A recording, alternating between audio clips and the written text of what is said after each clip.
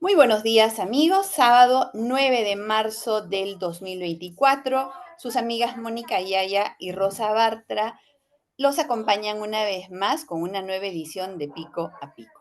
Quiero empezar, Mónica, saludándote y saludando a todas las mujeres trabajadoras, a rendirles un homenaje a quienes día a día y sin ninguna exigencia de privilegio demuestran con su trabajo por qué es que deben tratarnos por igual que a los hombres, por qué es que deben pagarnos igual, por qué es que debemos tener las mismas oportunidades. Y creo, Mónica, que en pleno siglo XXI las mujeres hemos demostrado que no solamente hacemos todo tan bien como los hombres, sino que además lo podemos hacer maquilladas y con tacos. O sea, creo que hemos demostrado ampliamente que podemos exigir esa igualdad que en sus inicios fue tan difícil y que exigió grandes luchas. Mónica, aunque sea un día después, merecido homenaje a todas las mujeres trabajadoras. Vamos a empezar. Uy, hay un perrito maltratado por ahí, perdónenla.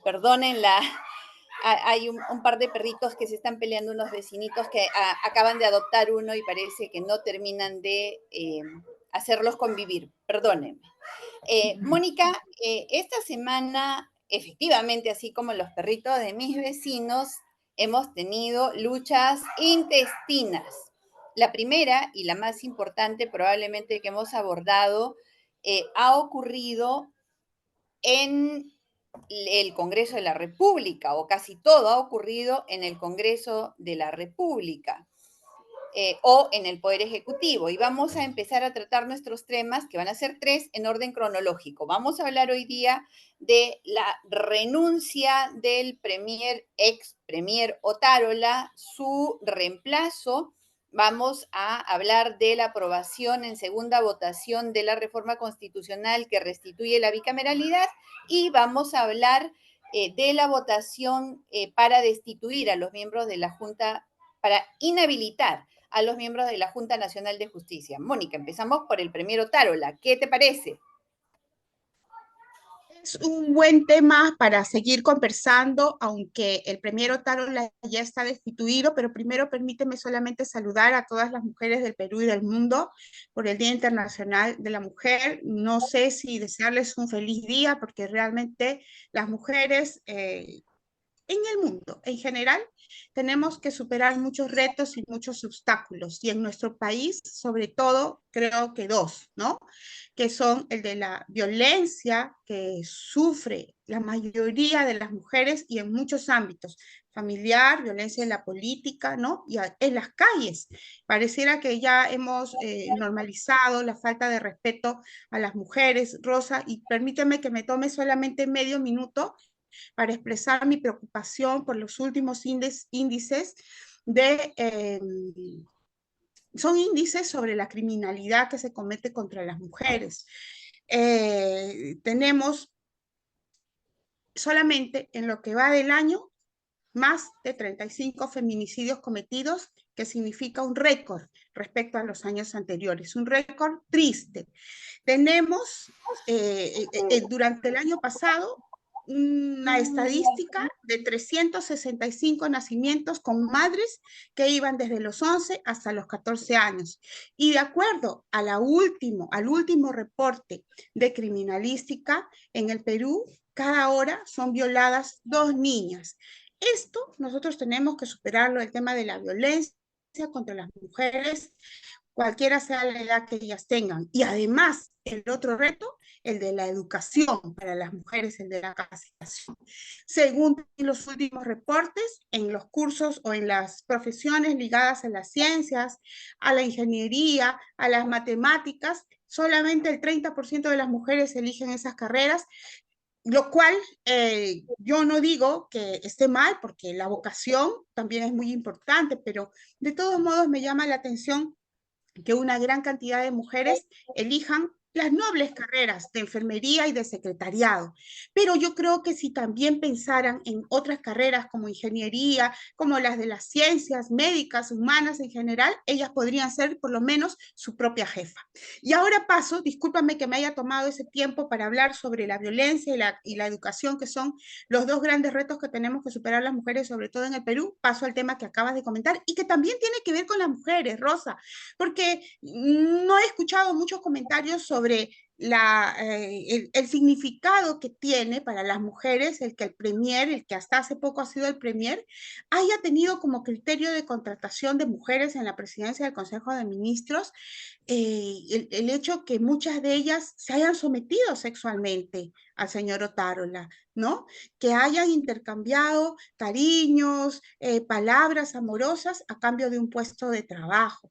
Eso que hace pensar que en realidad para el gobierno, para el sector público, la capacitación, la educación de las mujeres, el esfuerzo personal, la honradez que pueda tener cada una de nosotras no es un criterio determinante para trabajar en el sector público. Yo creo que esa es una ofensa de parte del señor Otárola para todas las mujeres peruanas.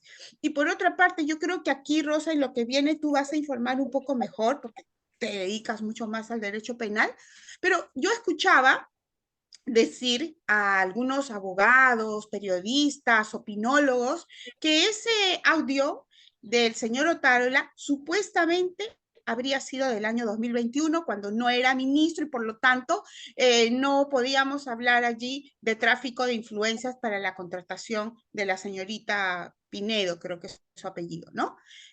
Y por lo que yo recuerdo de mis clases de derecho y por algunos casos que he visto, eh, para cometer el delito de tráfico de influencias no es necesario ser funcionario público, porque se puede cometer el delito de tráfico de influencias, por ejemplo, siendo el abogado, como lo era en el año 2021, siendo el abogado de la presidenta de la República. En ese entonces, de una ministra muy poderosa que además era vicepresidenta de la República. Entonces, para quienes han tratado de soliviantar, pasar por agua tibia, ese presunto delito que puede haber cometido el señor Otárola diciendo que como no era ministro no había cometido tráfico de influencias, yo creo, Rosa, corrígeme por favor si me estoy equivocando, yo creo que ese argumento es equivocado, porque el tráfico de influencias puede ser cometido incluso porque no es funcionario público utilizando de verdad o de mentira sus influencias. Es verdad, Mónica, y tú has abordado dos ángulos importantísimos. El primero, que tiene que ver con el hecho de la utilización perversa y pervertida del cargo para, con el poder que tienes para influenciar en la contratación de personal, te sirvas de ese cargo para beneficio sexual. Es realmente inaceptable. Creo que en esta circunstancia que ha sido muy poco abordada, convergen una serie de problemas que nos afectan a las mujeres. La salud mental, la explotación, el sometimiento y un largo etcétera. Amén del pésimo ejemplo que se da de que se pueden usar otras artes para poder conseguir un espacio en el Estado más allá de tu capacidad. Entonces creo que ese es un tema que merecería incluso un programa en sí mismo. Vamos a ver el otro lado. Primero que Otárola se ha aferrado al cargo hasta el final, tanto así que su renuncia no la presenta con carácter de irrevocable. Es decir, él hasta el último momento ha tenido la esperanza, seguramente en negociaciones con la señora Dina Boluarte, para que lo ratifique en el cargo. Cuando uno renuncia, renuncia y renuncia de forma irrevocable. Cuando no incluyes en tu carta de renuncia la palabra irrevocable, es porque lo estás negociando, es porque no te quieres ir, es porque no asumes responsabilidad. Y eso efectivamente es lo que ha ocurrido con Alberto Otárola, que en su discurso de despedida desplazó la responsabilidad a todos. Nosotros acá no somos defensoras del lagarto Vizcarra, ni mucho menos. Sin embargo, el decir que todo fue armado por las fuerzas oscuras, la verdad dice muy mal de la capacidad de enmienda que tiene este señor. y el haber usado su renuncia como plataforma para el lanzamiento de su candidatura en el 2026, me parece peor aún. Y usar como pretexto eh, el combatir a Antauro Humala, me parece oportunista. Y creo que ya derramé demasiados adjetivos calificativos, así que mejor voy a hablar estrictamente del tema penal. El señor Otárola no puede excusarse en que el audio es del 2021. ¿Por qué? Les explico, amigos. Una prueba se construye alrededor de lo que nosotros en el lenguaje jurídico conocemos como indicios. La prueba indiciaria se construye a través de todos los elementos alrededor del hecho.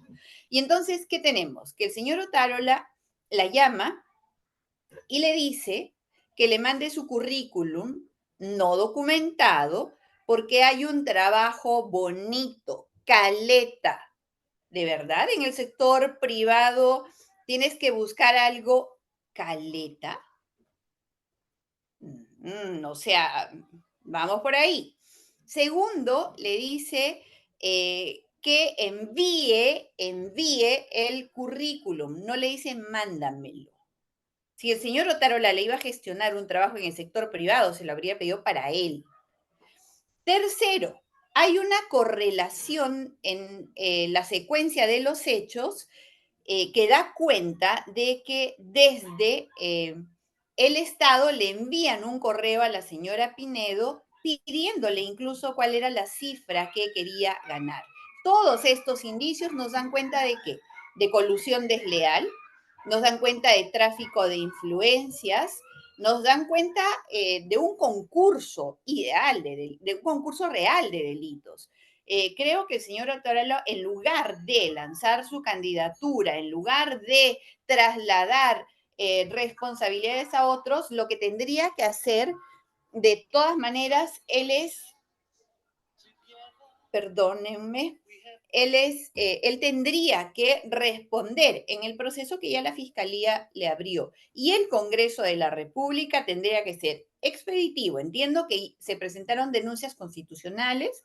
Denle curso, porque la verdad es que todos los peruanos estamos cansados de que a los políticos se los estigmatice, se generalice las malas conductas de algunos, se repudie determinadas conductas y se las atribuyan a todos. Entonces, si el Congreso quiere dar un ejemplo, uno siquiera, de que realmente ejerce control político, ya que nunca lo hicieron con el señor Otárola en funciones, deben hacerlo ahora que él ya no esté en el cargo, pero igual tiene protección, tiene derecho ante juicio. Así que de inmediato transmiten las denuncias constitucionales que se han presentado contra el señor Otárola y que se defienda donde corresponde, que es en el Ministerio Público y ante la Subcomisión de Acusaciones Constitucionales del Congreso, que se defienda de sus hechos, no que traslade responsabilidades a otros, ni que se agarre de un acto tan repudiable como bandera de campaña. Eso realmente, Exactamente. desde mi punto de vista, es imperdonable.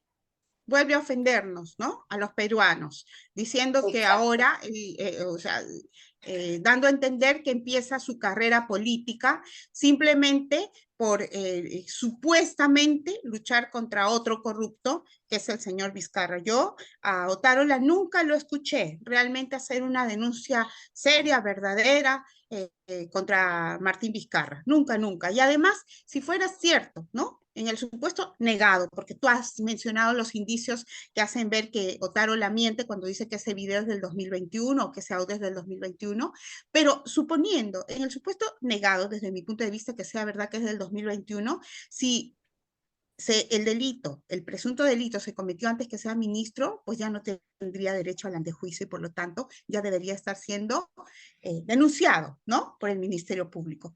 Rosa, pasamos al siguiente tema. Por supuesto, Mónica. Y el siguiente tema es un cambio de cerca de 60 artículos de la Constitución Política del Perú. Eh, el Congreso, sin debate, aprobó el retorno a la bicameralidad. Mira, De hecho, yo estoy particularmente de acuerdo con la bicameralidad. La bicameralidad ha sido el modelo que el Perú ha tenido históricamente. En muy pocos periodos de nuestra historia se ha tenido una sola cámara. Y es que es muy peligroso tener una sola cámara, le das demasiado poder al Congreso y además en un número bastante reducido. Nuestro Parlamento es tan reducido, tan pequeño, recuerden que Alberto Fujimori lo redujo a la mitad en el 92. Entonces es tan reducido que acumulas mucho más poder, porque es mucho más fácil convencer las voluntades necesarias para conseguir una mayoría cuando el número es pequeño. Es mucho más difícil cuando tienes que convencer a una gran asamblea. Entonces, si bien el número se mantiene, ya por lo menos tenemos una cámara más. Así que ya tenemos bicameralidad, hay requisitos que hay que cumplir para postular a una o a otra cámara para los que estén interesados en conocer y eventualmente en postular. Para ser diputado tienes que tener ejercicio ciudadano, ser ciudadano, y además tener 25 años de edad como mínimo. Para ser senador tienes que ser ciudadano y tener 45 años de edad como mínimo o haber sido antes parlamentario, congresista, diputado o senador. Es decir, alguien de 30 años, de 29 años, de 32 años puede postular al Senado si es que previamente ha sido diputado o congresista. Así que vamos a ver cómo esto finalmente impacta en los movimientos de los personajes que hacen política dentro de los partidos. Porque si este Congreso ha tenido algún signo distintivo, ha sido el transfugismo. Vaya que se han cambiado una bancada a la otra, a la otra, a la otra y a la otra, y ya prácticamente la ideología, la pertenencia a un partido al cual el pueblo le dio la oportunidad de representarlos ha desaparecido. Así que vamos a estar muy atentos. Este es un tema que apenas empieza, que va a dar para largo, así que lo comentaremos seguramente en los siguientes y subsiguientes programas. Yo acá tengo una opinión parecida a la tuya en el sentido que yo estoy de acuerdo con la bicameralidad, porque pienso que la eliminación de una de las cámaras fue producto de un golpe de Estado, en realidad que tenía como finalidad controlar de manera mucho más fácil el Congreso, evitar la posibilidad de reflexión, de corrección entre las cámaras congresales y sobre todo evitar que el Poder Ejecutivo tenga que pasar por el control de dos cámaras, ¿no? Lo que a mí me llama la atención es que luego que la constitución de Fujimori fue aplaudida por 32 años por los congresistas fujimoristas, hoy los congresistas fujimoristas, sin ninguna motivación, sin ningún argumento constitucional, deciden cambiar de unicameralidad a bicameralidad. Yo he leído la exposición de motivos y se limitan solamente a decir cómo es el Congreso en Argentina, cómo es el Congreso en España, cómo es el Congreso en Estados Unidos, pero no nos explican a los peruanos por qué hace 32 años fue beneficiosa la unicameralidad y hoy día resulta beneficiosa la bicameralidad. Y eso es lo que, desde mi punto de vista, es una falta de respeto a los peruanos, ¿no? En primer lugar, porque se ha ganado la votación de un aspecto tan importante como la bicameralidad, se ha ganado por la fuerza de los votos y no por la fuerza de los argumentos. Escuché, yo respeto mucho al doctor Ernesto Blume, pero le escuché decir que no podemos hacer caso de la oclocracia, que el pueblo en temas como estos, o sea, prácticamente ha dicho como que el pueblo no está preparado para discutir temas como estos, y yo creo que se está olvidando de que lo que estamos tratando es de cómo debe estar conformada nuestra constitución, porque el tema de la bicameralidad es un tema constitucional, y si la constitución es la representación de un pacto social con el pueblo, es necesario entonces saber si el pueblo está o no está de acuerdo. A mí me dio mucha pena. Lamenté muchísimo cuando en el gobierno de Vizcarra el pueblo votó contra la bicameralidad, pero ese es su sentir. Y yo creo que no le podemos dar la espalda al pueblo, aunque para nosotros sea favorable la bicameralidad. Pienso que los congresistas que han votado ahora por la bicameralidad, sin consultarle al pueblo, lo han hecho por interés propio, por interés personal. Y prueba de ello, Rosa, es ese artículo que dice que para ser senador, ¿no? Es necesario tener como mínimo 45 años o haber sido congresista. ¿Qué quiere decir eso? Como tú lo acabas de decir, que un congresista de 35, de 36, de 37 años puede postular ahora para ser senador sin De importar 31. el tema de la edad, ¿no? Perdón, sí, el tema de la edad. Y si un congresista puede ser senador, ¿por qué no pensaron en los jueces? ¿Por qué no pensaron en los miembros del Tribunal Constitucional? Que también están preparados, técnicamente preparados para la reflexión. Yo creo que no pensaron en ellos porque los congresistas en lo único que han pensado, los que han votado ahora por la bicameralidad, es en reelegirse a través de la figura del senador. Y eso es muy triste porque va a causar la indignación del pueblo contra una figura que es positiva para la Constitución, para nuestra vida democrática, que es la bicameralidad. Sobre todo, Mónica, porque hay algo que nosotros hemos perdido de vista, y es que solamente la experiencia vivida es aquella que es sólida.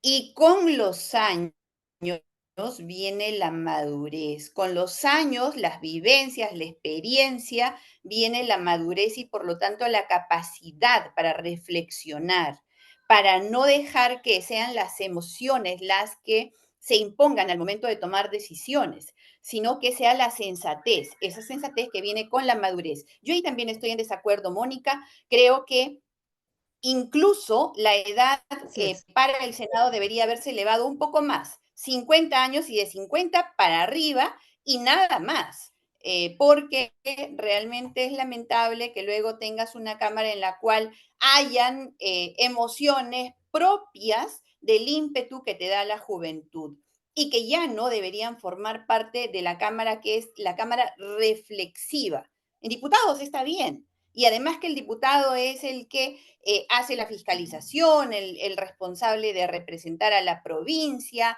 a la región, pero en el caso del Senado también coincido contigo, hoy es un día en la que no hay picotazos de discrepancia, sino de coincidencia. Y como te digo, Mónica, este es un tema que da para rato, tenemos que pasar rápidamente a nuestro último tema porque estamos ya sobre nuestro tiempo.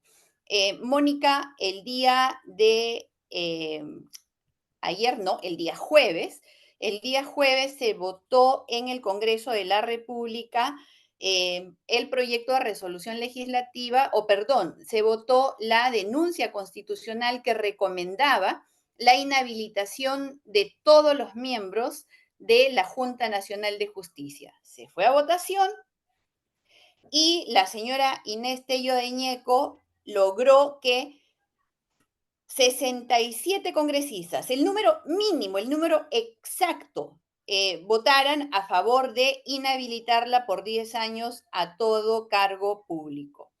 Luego, ninguno más consiguió los votos necesarios. Se presentaron reconsideraciones y después de aprobarse la reconsideración de la votación del señor Aldo Vázquez, se votó nuevamente y esta vez alcanzó los 67 votos y también fue inhabilitado para toda función pública por 10 años. Los demás miembros de la Junta Nacional de Justicia no alcanzaron los 67 votos necesarios para poder declararse su inhabilitación.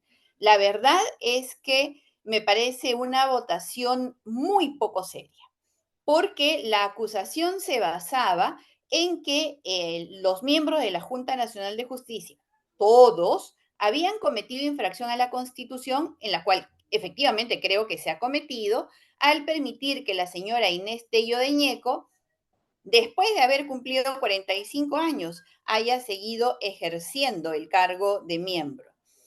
Hay una infracción clara a la Constitución, ahí no hay nada que interpretar, cumplió 45, por lo tanto, perdió la condición de ser miembro de la Junta Nacional de Justicia. Pero si todos habían permitido que la señora Tello ejerza después de los 45, exactamente todos, debieron haber sido sancionados porque la falta era la misma. Sorprende que solo hayan inhabilitado a 2. Esto ya no parece justicia desde el Congreso de la República, porque la justicia selectiva no es justicia. Y sea en el Congreso, sea en el Ministerio Público, sea en el Poder Judicial, en algún tribunal administrativo, en centro de conciliación o lo que sea, se juzga a todos de acuerdo a la falta que han cometido, no de acuerdo a quién sea la persona. El día que la justicia se quita la venda y mira a quién sí y a quién no, entonces hemos roto los principios elementales del ejercicio de la justicia. Por eso es que estoy muy en desacuerdo con esa decisión parcial que ha tomado el Congreso el día jueves. Mónica. 30 segundos. ¿Se me escucha? ¿Sí? Sí, perfecto. Ahí, ok.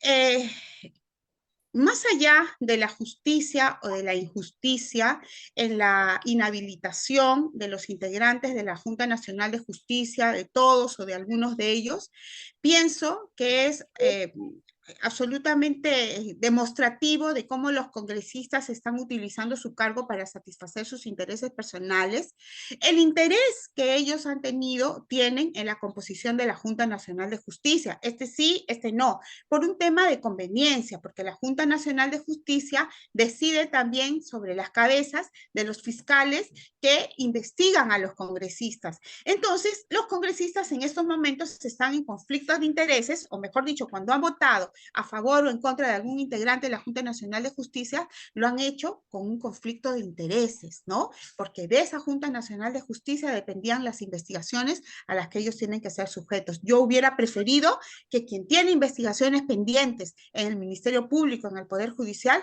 no vote, no ejerza el voto en esta votación en la que la composición de la Junta Nacional de Justicia de manera indirecta puede decidir su suerte, su destino en las investigaciones penales. Efectivamente, Mónica.